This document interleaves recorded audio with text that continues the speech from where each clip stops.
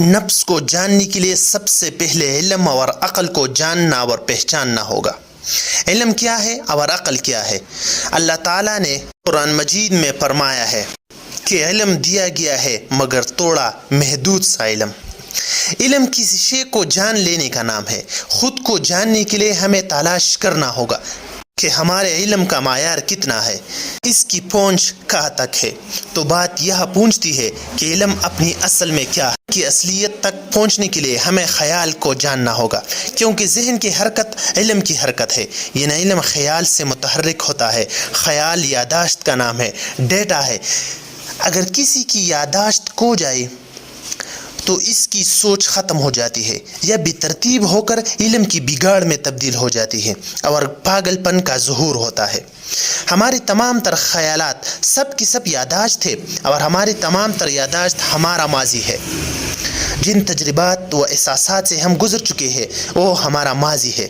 ہم نے کہیں پڑھا، کہیں سے سنا، کہیں دیکھا، کہیں سے چھکا، کہیں سے سونگا، جو بھی اپنی ساری زندگی محسوس کیا وہ ہمارے تجربے ہے۔ عقل اس علم کو استعمال کرنے کا نام ہے۔ کسی بھی صورتحال میں ہمیں خود فیصلہ کرنا ہے، وہ عقل ہے جس کی بنیاد علم ہے۔ چونکہ ہمارا علم محدود ہے، جب تک ہم اس حقیقت کو سمجھ کر نہیں مان لیتے تب تک اصل علم کا دروازہ ہم پر نہیں کھولتا اور نفس کی تسکین نہیں ہوتی۔ فرمایا رب لا شریک نے انسان ظالم اور جاہل ہے، تو پھر ہم اپنے رب کی اس سٹیٹمنٹ کو کیوں نہیں مانتے کہ ہم جاہل ہیں؟ مانتی نہیں ہے تو جاہل کا تلسم کیسے ٹوٹ جائے گی؟ مانیں گے نہیں تو جہل کا تلسم کیسے ٹوٹے گا؟ علم اور عقل کے علاوہ بھی ایک شے ہمارے پاس ہے، شعور کہا جاتا ہے۔ یہ ایک بڑی آنکھ ہے، یہ ایک وسیع تر زاویہ نظر ہے۔ ہمیں ایک لحظے میں پتہ ہے کہ ہم کون ہیں۔ اس کے لیے ہمیں کسی علم و عمل کی ضرورت نہیں ہے۔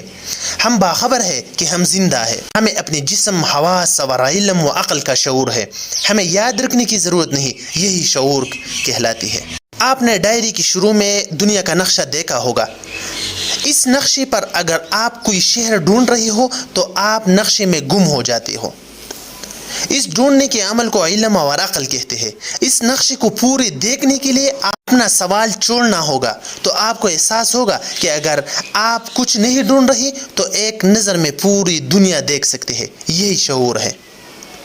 کیا انسان اس پر قادر نہیں جو اپنی پوری زندگی پر ایک نظر ڈالے اور سب دیکھ لے کہ کیا آپ نے کبھی ایسا کیا ہے کہ ہم باشعور ہونے کے باوجود بے شعوری کی زندگی کو ترجیح دیتے ہیں؟